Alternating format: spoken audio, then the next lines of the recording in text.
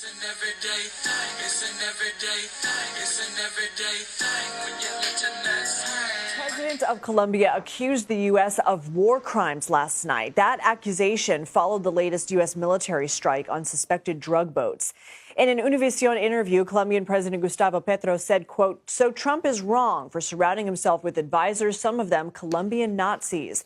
For more on this, I want to bring in CBS News correspondent Lilia Luciano. Lilia, you've been covering the story. How did we get here? Been covering the story for many, many years, especially the story about the war on drugs. We got here a very long time ago, but let's keep it short and current. This war of words has continued to escalate. You have to consider that we're talking about two administrations that are on two pretty far ends of the spectrum. Petro is Colombia's most leftist president in a very long time. He has been very... Oh, let me stop right there. So as this poll goes, 61% of voters said that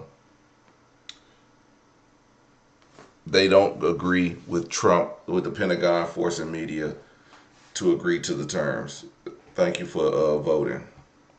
Critical of Trump in the past and in the present. How we got here is most pressingly because of the strikes of boats in the Caribbean. Petro, like many experts say, this is not about drugs. This is about regime change in Venezuela. And although he has criticized Maduro in the past, Petro has, he still refuses to acknowledge that Maduro stole last year's election, which we covered. So as the war on words has escalated, Trump accusing Maduro of not doing enough, at the least, of not doing enough to stop coca and cocaine production. Colombia is the largest cocaine producer in the world.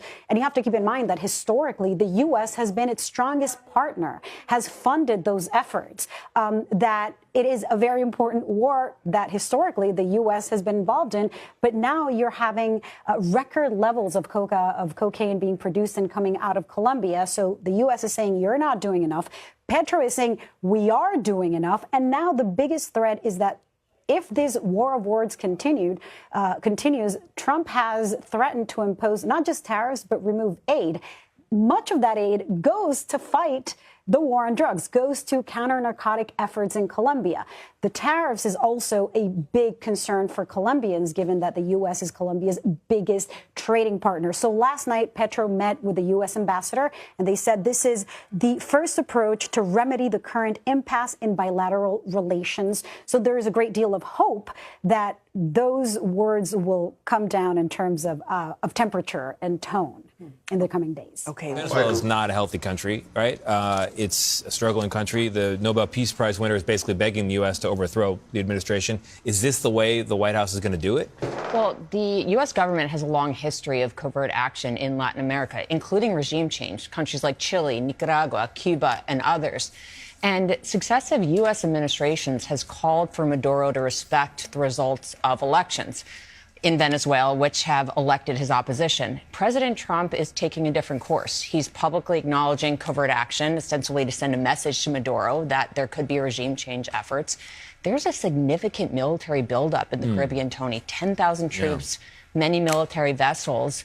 And in addition to that, of course, there are these military strikes on boats to also send a message to Maduro that potentially land strikes are possible, not to mention the fact there is a huge reward from the U.S. government for Maduro's arrest or capture. Is there anything, to assume that the CIA was already in Venezuela operating? I mean, I've seen season 2 of Jack Ryan. You see about this on TV, but, from your experience.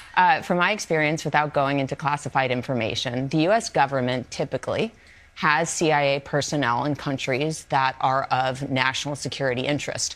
The CIA serves a range of functions. They collect intelligence to inform national security policy making. They also engage in a range of covert action operations, paramilitary operations, influence operations, and in many cases, including in Latin America, also regime change operations. How have those operations gone in the past generally? This is my thing.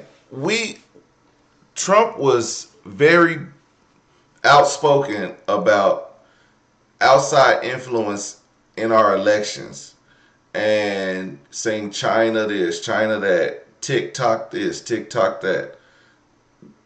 I mean, U.S. doing the same thing in Venezuela, is that, Ain't that the same thing? Like should we be interfering in other countries' elections? Now maybe the country isn't for America. I get it. They're not. They partner with Russia. They get Russian military fighter jets. They partner with was it China or Korea? One of them, China. So yeah, those countries, or no, it's Ukraine. I don't know. It ain't Ukraine. Iran. Anyway, they partner with those other two countries. It was Russia and somebody else, and that's because they let them set up military games. I think it's China doing military games off their coast. Yeah, U.S. don't want that. That's only 1,600 miles away from U.S. coastlines. It could be dangerous, but us interfering in their elections could also be dangerous. Just like it was for us. If people interfere in our elections, we could say Trump won in 2020. Trump won in 2020, but people were interfering, like China, Russia, running election interference. We need a recount. You know what I'm saying? January 6th, all that. Remember? That was a big deal, remember? Generally speaking, has the U.S. gotten the result it was looking for? And based on that answer, what are the risks here? Regime change operations by the CIA have a very uneven, I'm being kind, history at best, Tony. It is true that the CIA has been successful in getting various leaders ousted. But in many cases, even when those operations are successful, what comes next is a really big problem. You get a leader out of power, sure, but ensuring stability in a country, ensuring resources, ensuring security is a whole other game, and that's been uneven and spotty. I think we've heard the temperature sort of rising about people wondering, is there going to be a potential war in Venezuela? I mean, I think we've seen the president maintain he's more of a peace president. I mean, how worried should people be that something like that would actually happen? Anytime the U.S. military is conducting these sorts of strikes in international waters and perhaps even in sovereign waters, there's always the risk of escalation. We have a lot of rhetoric from the Maduro regime, from the Trump administration, that is certainly worrisome. At the same time, I don't think President Trump is looking to get into a land war with Venezuela. I think the real risk here is unintended consequences and miscalculation. We saw that, for example, with the attack on what is seemingly a fishing boat and the murder of an unarmed fisherman. Is there anything to suggest that Maduro is uniquely vulnerable right now? Maduro has certainly been under pressure for a long time, so he is likely more vulnerable than he's been in the past. Financial sanctions, influence operations, and more, but he has staying power. So I don't know that regime change is imminent, but it certainly looks like President Trump is using every tool in his toolkit to achieve that. A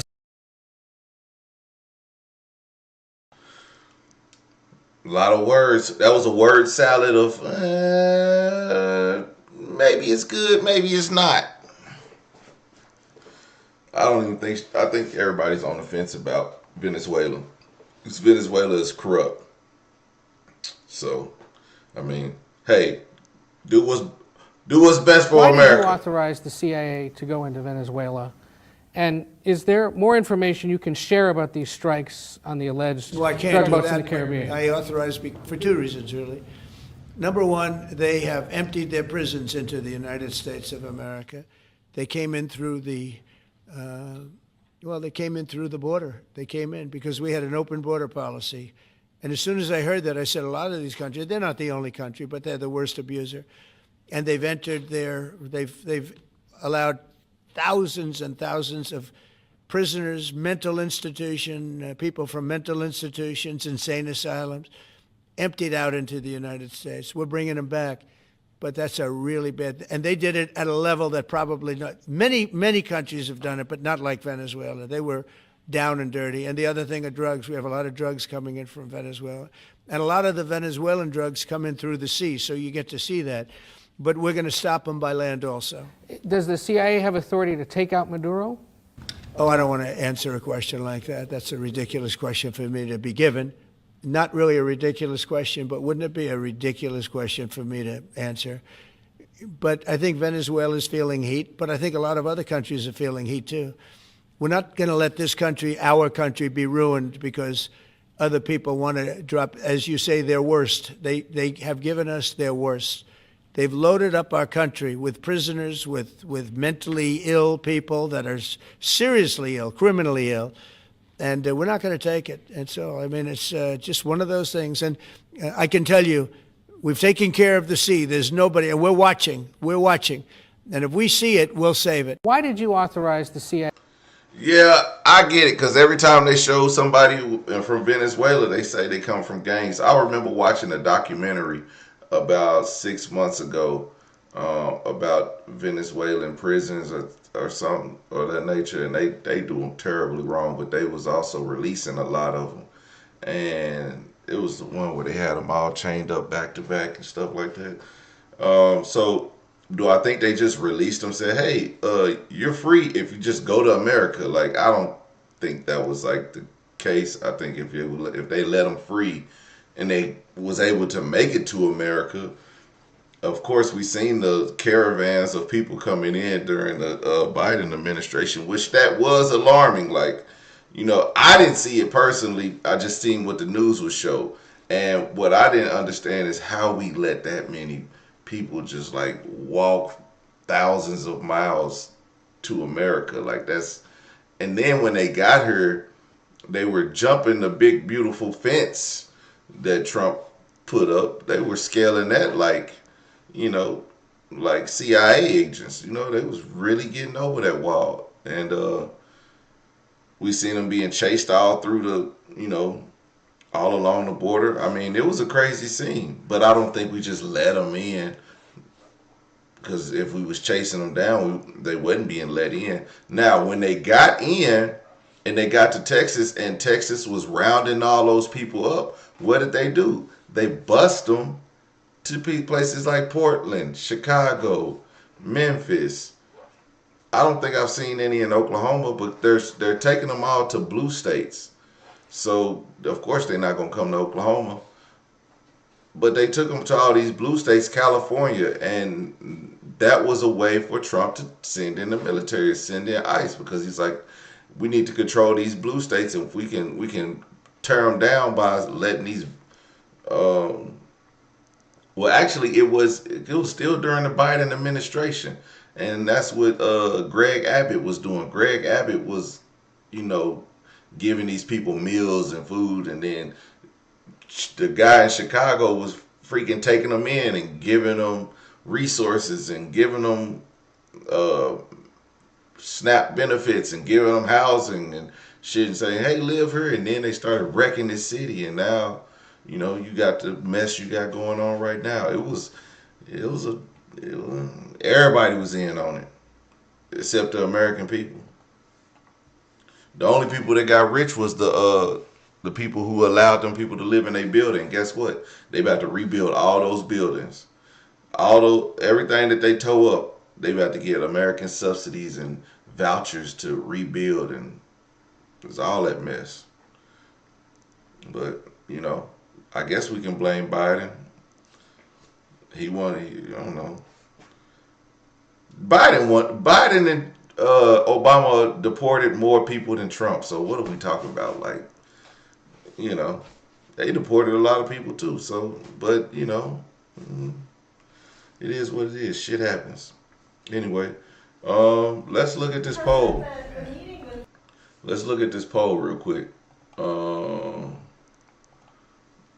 The poll: is it okay for the U.S. to interfere in another country's election? 83% said no, 17% said yes. Well, the people have spoken. You know, if we don't want it done to us, don't do it to another country. Let them run themselves. I don't think we should be bailing out countries. If there's aid needed to stop drug cartels and drug smuggling, we can aid in that. But they have to also cooperate. If Maduro, whatever his name is, if he's not cooperating, Don't mess with him. But they're going to continue to do what they do.